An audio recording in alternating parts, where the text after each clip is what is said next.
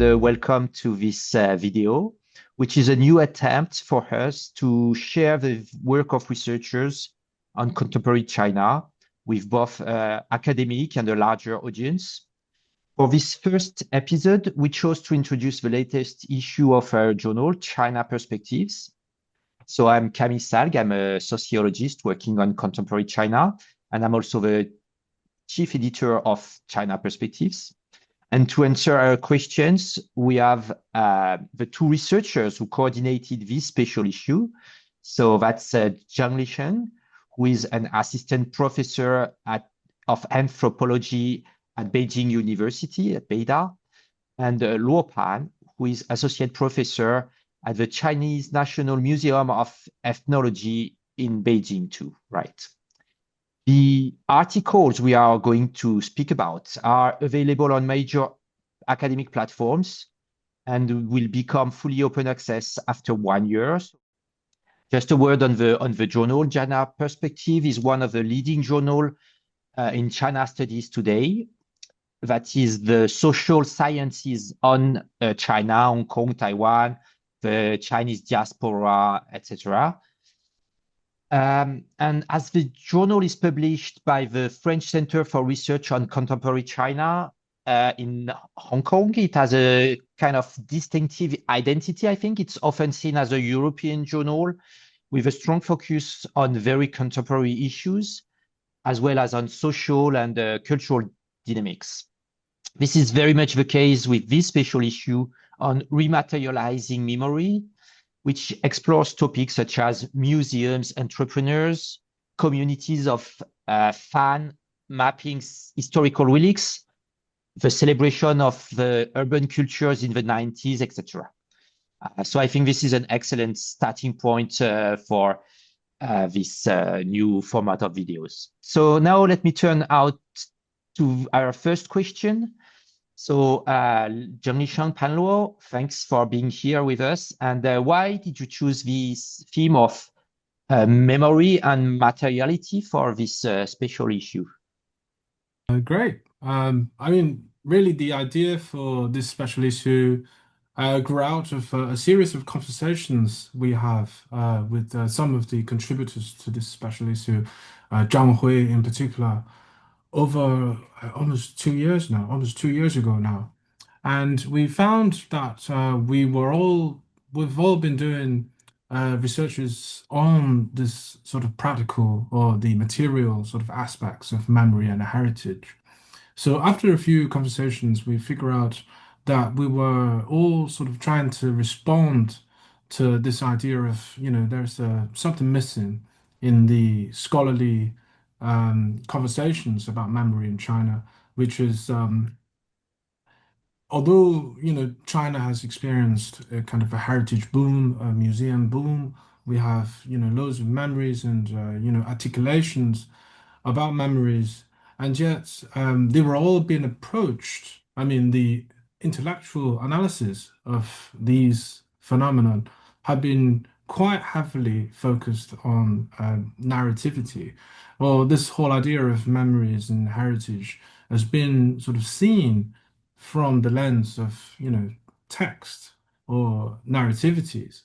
And so we wanted to sort of trying to shift sort of the emphasis from memory as narrative to the more, tangible or the material sense of memories, these phenomenon.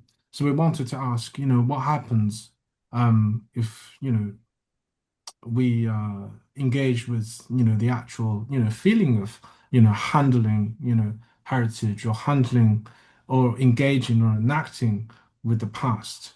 So we chose the term sort of rematerializing as in a sort of an attempt to sort of to overcome the overemphasis on the narrativity, and yet we didn't want it to be like materiality over narrativity sort of thing, but rather, so this is when the anthropologist, the late Professor Mac Rowlands came in, and because he was my supervisor, and I've been who sadly passed away last year.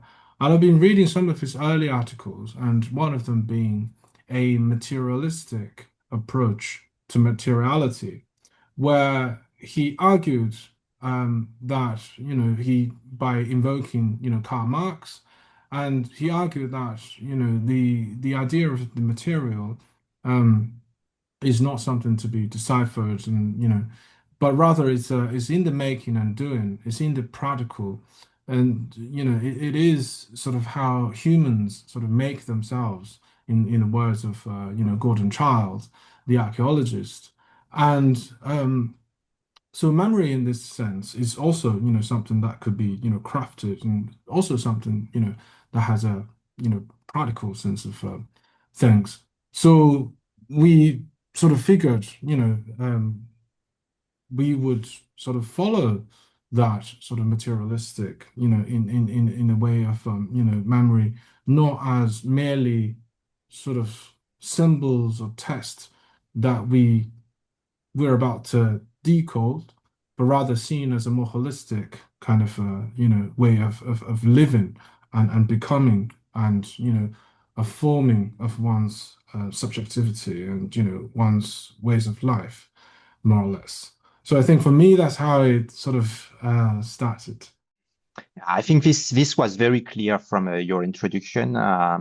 The how to go beyond the question of discourse. We are very good as social scientists with discourse, right? So okay, memory is discourse, but it's also very much, yeah, materiality. It's objects in museums. It's something much more concrete too, and I think it's much more difficult for us to deal with this material aspect. So this is what makes this special issue very exciting for I think for today's scientists. What I found very interesting was to see this dynamic society with a wide range of emotions and attitude toward the history and toward the past in China. I think the Chinese society and the Chinese people has a reputation of being more interested in economics than in, heritage and memory. So is this changing? Is this not true from the beginning? What's your take on this based on this special issue and your work? Well, I think the first thing to say is that Chinese people's love of history is beyond question. When we planning these special issues, there is a personal experience that since I work in the Chinese National Museum of Ethnology for 10 years, and we have to face that kind of question like, what is your star object and how old is it? These questions itself actually shows the deep respect for history.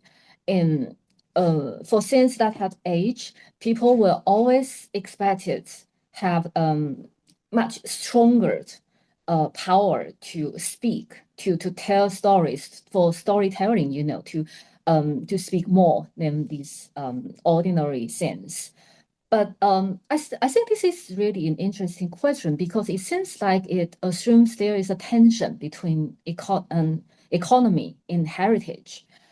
But I don't think this tension still exists anymore in nowadays. What our contributors, so these people that they don't really reject economic logic to save culture. It's something more interesting than that. Heritage is become, I think, a new kind of economy. In economic activity itself has become a way of doing memory work. I think that's the question. And I think this is actually related to the generational side of it.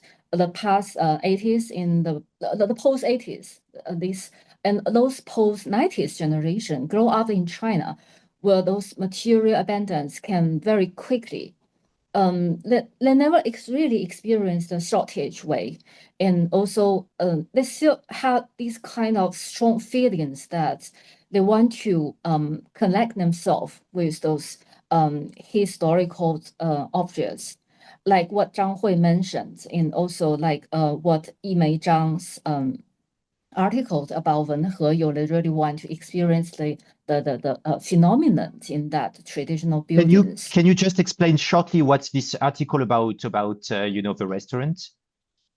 I think it's in Zhang Yimei's article, the Wen He You. Wen He You is actually in I think it's a building that before 1990, before the 1949, I guess. I'm not quite sure about the age of these buildings, but people go to restaurant in that building, try to feel the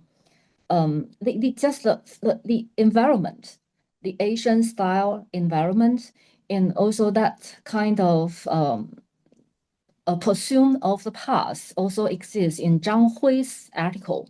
When people try to map all these historical sites they even create a new app for that. So I think Chinese people was not really get rid of economy, or they turn their feelings to pursue the historical side. I think it's actually quite a special way to for consumers. Yeah, so I think it's not a Yes. question between about this tension. It's actually a new development of heritage industry. True, and we see consumers, we see entrepreneurs, we see, Yeah. yes, a new industry of travel, of online mapping and everything. So yeah, Yeah, definitely, yeah. there's no opposition indeed. And that's something very clear from this special issue. Professor Zhang, can you highlight some of the key ideas you wanted to convey in this issue, and perhaps some of the insights you yourself learned from this collaborative work with the other authors and the other articles? Sure. I mean, the way I see it, I mean, the collectively, this special issue sort of depicts a kind of energy, kind of, or a social force that sort of works to preserve and sort of keep alive these, different various kinds of memories. And the what is special about this particular social energy is that it really gets to people on a very personal level. In other words, there's a certain sense of intimacy involved in these efforts and endeavors. I mean, the idea of the intimacy, because I use the term 民间, that is among the people in the people's sphere. Um, Mm-hmm. as we were, discussing over the years through the course of my PhD with Mike Rowlands, again, we talked about this idea of intimacy of the Mingjian heritage efforts. We published a book a few years ago called Grassroots Values. It's also a collection of essays on this grassroots sort of bottom-up efforts of heritage work, which I think essentially we're trying to get across this idea of this bottom-up or grassroots efforts are more sort of intimate in the sense of sort of Michael Herzfeld. I think what Michael Herzfeld was trying to convey uh, initially, in his development of cultural intimacy, because it's it's sometimes it's quite personal, and for which reason it is powerful and is sometimes uncomfortable. It gets it gets across the comfort zone, but it is for that reason that it resonates and it sort of preserves. And I think this is a we end up with a wonderful collection of essays which from very diverse um, angles sort of tackle and depict this sense of intimacy. For instance, I think one of the most striking is archaeology by Wang Siyu and his colleagues. I mean, because archaeology is seen as this, realm of expertise, but really, what their paper showed is, it's a scene of daily physical labor, handling soil, moving through excavation, terrain, dealing with, the day-to-day sort of practice.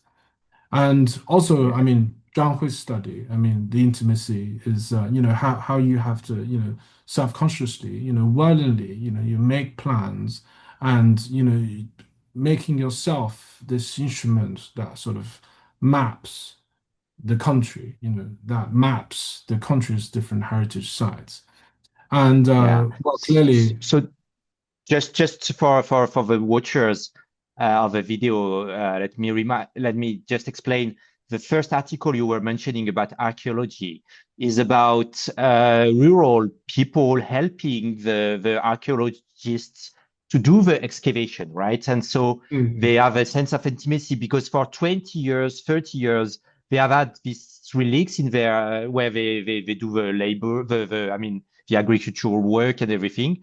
And they also have this familiarity with the archaeologists, the discourse, everything. So yeah, it's kind of an amazing view on archaeology. And the second article we already mentioned is about Fangus, or the fans, the community of fans who wants to map, as you just mentioned, wants to do maps about the relics everywhere in China and go very much visiting themselves. It's a kind of very niche, but a very, yes, intense form of tourism, right? yes, absolutely. I mean, for May's work, I mean, I never met her, but for May's work is a valuable asset. I mean, there's nothing more intimate than you actually be there and eat the food and enjoy the environment and digest sort of uh yeah, Mike is all about digesting and taking the outside in. And so I mean, ultimately, I mean, we ended up with quite a sort of um, nice sort of package of from various, Compelling. yeah, complete sort of collection. Yes. And it's all these efforts, I mean, all these sort of this energy is kind of politically is morally sort of driven. It's seen as a so this is why relating back to the second question, there's hardly a kind of dualistic sort of choice between whether I'm doing this for economic benefits or I'm doing this for ethical as an ethical imperative. It is Mm, most of the times both at the same time. And for this, I mean, this is why we termed as pathways to public knowledge. I mean, because this is trying to make the past known and trying to make the past felt and still experienced, although sometimes in sort of in a rather uncomfortable tension perhaps, but still this is how memories get be work. preserved. Yes, true. So it's I think it's a huge move from the question of authenticity. What you mentioned about intimacy is much more interesting and powerful than the usual question about authenticity or not. And yes, the question of uncomfortable memory. I think it's also one of the very powerful points in this, and how people deal with it, and how, yeah, uh, remember it. That's a very strong uh, grassroots point about this special issue. Thank you very much. Before we conclude, just I want to mention the two individual articles were, I think, quite nice too. So they are outside of the special issue, but there is one about medical corruption in China, and the other about informal economy in the urbanizing periphery of Nanjing, and with local street gangs, the state, the migrants, so it's also very exciting, and I think they really deserve also to be read and to be better known. Thank you very much, Luo Pan, Zhang Lisheng. Thank you very much for this discussion, this introduction to your wonderful special issue, and thanks to everybody for watching this video. And I hope we can see you soon again. Thank you.